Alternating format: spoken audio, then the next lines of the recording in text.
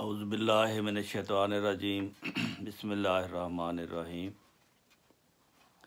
ناظرین، 1974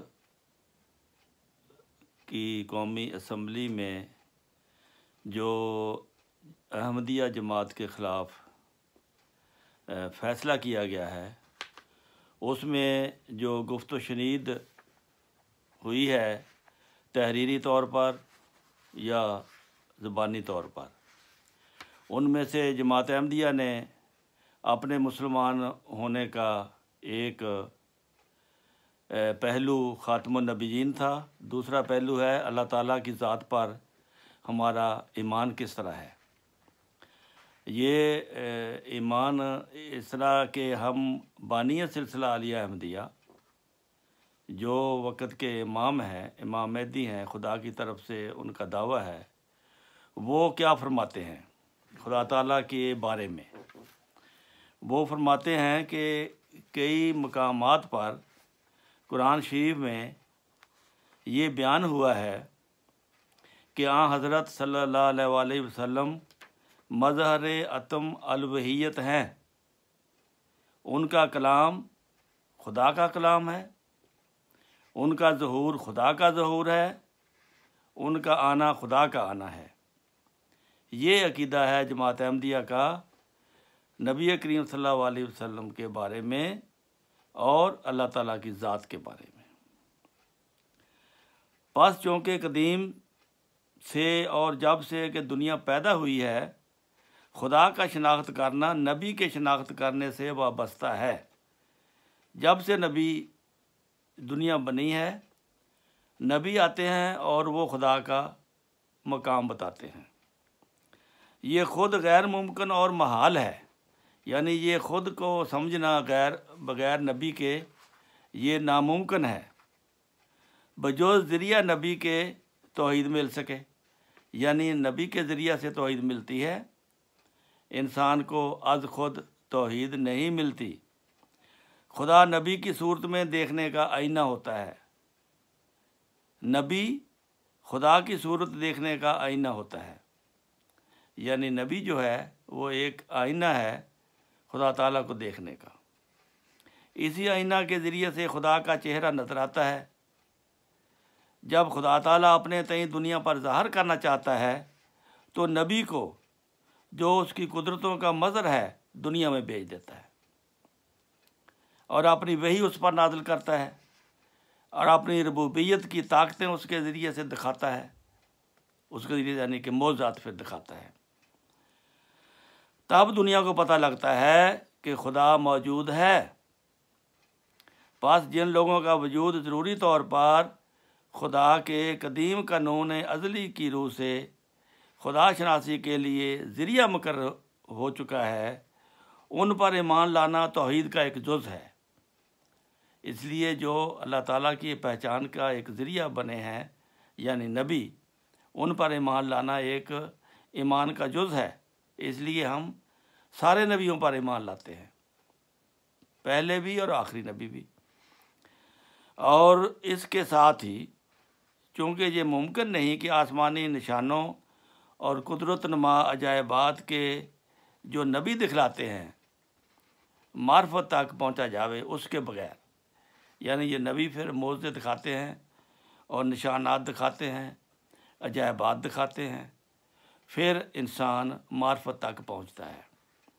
یہ انسان جو ہے یہ بغیر نبی کے معرفت حاصل کرنے کے لیے اس کے لیے ناممکن ہے۔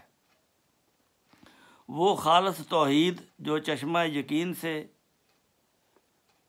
یقین کامل سے پیدا ہوتی ہے میسر آ سکے، وہی ایک قوم ہے جو خدا نما ہے، جن کے ذریعہ سے وہ خدا جس کا وجود دقیق در دقیق اور مخفی در مخفی غیب الغیب ہے، ظاہر ہوتا ہے، اور ہمیشہ وہ کنز مخفی یعنی خزانہ، چھپا ہوا خزانہ کیا ہے، جس کا نام خدا ہے، نبیوں کے ذریعے سے ہی شناخت کیا گیا ہے۔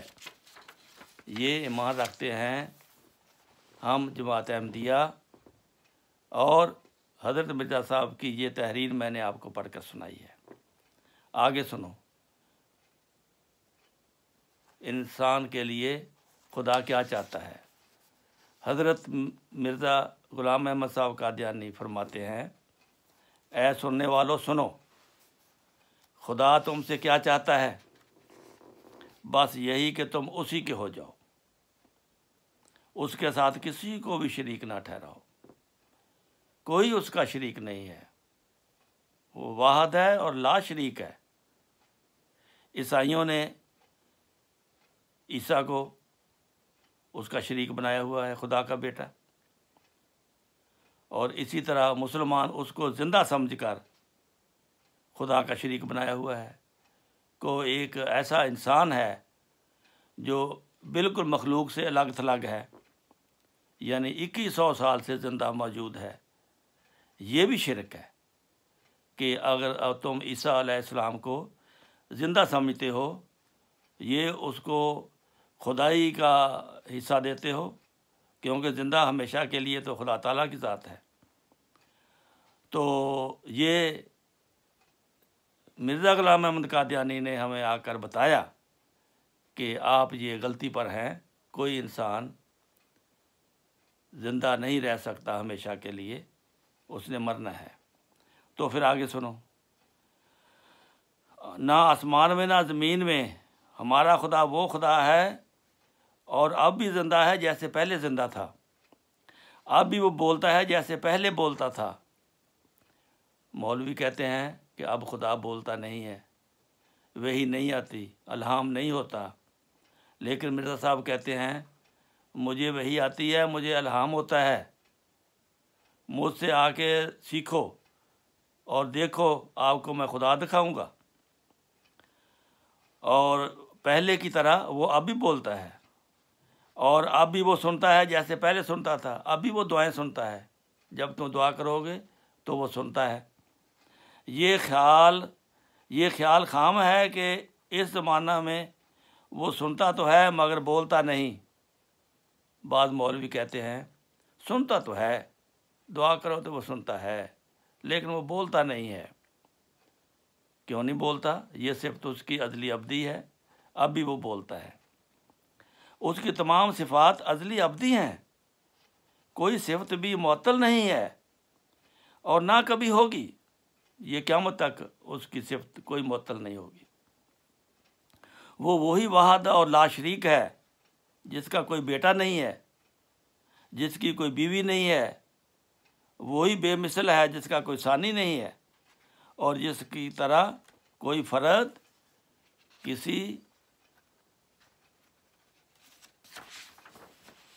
کسی خاص صفت سے مخصوص نہیں ہے۔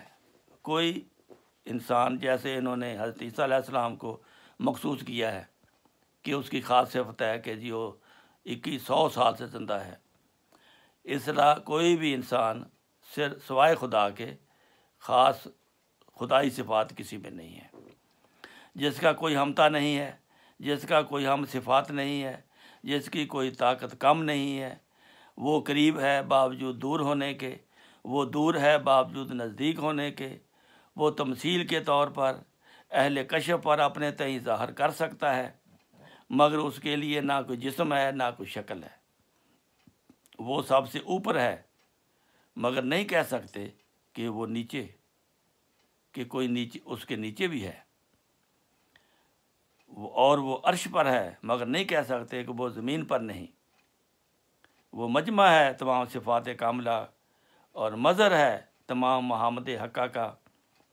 وہ سرچشمہ ہے تمام خوبیوں کا اور جامع ہے تمام طاقتوں کا، اور مبدا ہے تمام فیضوں کا، تمام فیض اس سے نکلتے ہیں، اور مرجع ہے ہر ایک شے کا، اور مالک ہے ہر ایک ملک کا، متصف ہے ہر ایک کمال سے، منزہ ہے ہر ایک عیب سے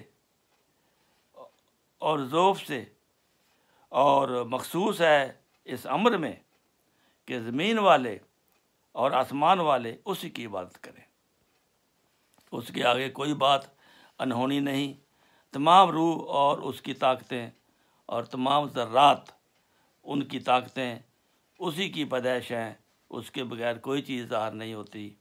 وہ اپنی طاقتوں، اپنی قدرتوں، اپنے نشانوں سے اپنے تئیں آپ ظاہر کرتا ہے، اس کو اسی کے ذریعہ سے ہم پا سکتے ہیں، اور وہ راست بازوں پر ہمیشہ اپنا وجود ظاہر کرتا رہتا ہے۔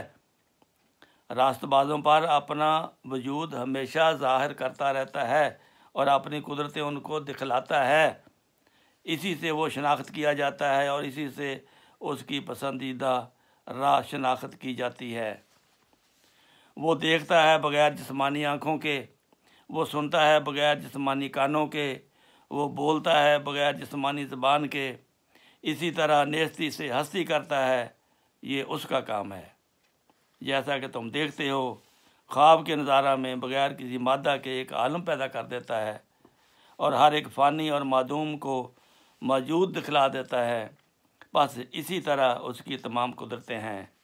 نادان وہ جو اس کی قدرتوں سے انکار کرے، اندھا ہے وہ جو اس کی عمیق طاقتوں سے بے خبر ہے۔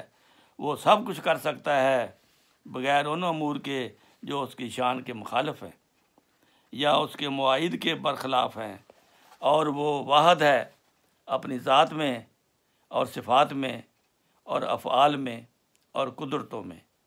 اس تک پہنچنے کے لیے تمام دروازے بند ہیں، مگر ایک دروازہ کھلا ہے جو قرآن مجید کا ہے، یہ دروازہ اس کے لیے کھلا ہے۔ یہ عقیدہ رکھتے ہیں جماعت احمدیہ اور مرزا غلام احمد قادیانی نے کی یہ تعلیم ہے، اور یہ سب کچھ باتیں اسمبلی میں تمام ممبران کے ساتھ شیئر کی گئی کہ ہمارا یہ عقیدہ ہے، ہم خاتم النبیین کو اس طرح مانتے ہیں، اللہ کو اس طرح مانتے ہیں، ہم کوئی شرک نہیں کرتے، اس کا کوئی شریک نہیں بناتے۔ یہ ان کے علم کے لیے تھا کہ کہیں یہ غلط فیصلہ کر کے خدا کے عذاب کا مورد نہ بن جائیں۔ لیکن ان کی آنکھوں میں اکثریت کی جو گھمنڈ تھا، اکثریت کا جو تکبر تھا، حکومت کا جو تکبر تھا، اور وہ ایک جماعت احمدیہ کو بہت ہی کمزور چیز سمجھتے ہوئے انہوں نے اپنی مرضی جو اس نے سوچا تھا سیاسی فیصلہ، وہ انہوں نے کر کے چھوڑا، اور پھر اس کے نتائج آج تک سارا پاکستان بھگت رہا ہے۔ جو آج کل افراتفری پاکستان میں ہے، جو دینگا مشتی ہے، جو بے چینی ہے، جو غیر یقینی حالت ہے، جو مختلف عذابوں سے مختلف وقتوں میں جو اس قوم پر مختلف شکلوں میں عذاب آتے رہتے ہیں، وہ سب اس فیصلے کا مرہون منت ہے جو انہوں نے اپنے سیاسی مقاصد حاصل کرنے کے لیے ایک خدا کی جماعت کے خلاف فیصلہ کر دیا، اور اب تک وہ فیصلہ ان کا پیچھا نہیں چھوڑ رہا، ان کو ترقی کی بجائے پستیوں کی طرف دھکیلتا جا رہا ہے۔ ہر شعبے میں بے چینی، بے یقینی اور نامرادی اور ناکامی، کس طرح کے پیارے ملک کو انہوں نے اس کا ایسے فیصلے کر کے جو انسانیت کے خلاف، جو خدا تعالیٰ کی مرضی کے خلاف کر کے انہوں نے یہ دنیا کو ایک مصیبت میں ڈالا ہوا ہے۔ ابھی یہ جو جماعت کے عقائد ختم نہیں ہوئے، ابھی آگے چل کر اور بھی آپ کو تعارف کرایا جائے گا کہ کیا کچھ نہیں ان کو کہا گیا۔ یہ سب باتیں اسمبلی والوں کے ساتھ شیئر کی گئی ہیں پہلے، اس کے بعد انہوں نے جماعت احمدیہ کے خلاف صرف سیاسی مقاصد حاصل کرنے کے لیے یہ فیصلہ کیا، اور خدا کو ناراض کرنے کا موجب بنے، جو آج تک خدا تعالیٰ کی ناراضگی اس قوم کے ساتھ ہمیں نظر آتی ہے۔ اللہ تعالیٰ معاف کرے، دعائیں کرنی چاہیے اور ان کو اپنا استغفار کرنا چاہیے۔ السلام علیکم ورحمۃ اللہ وبرکاتہ۔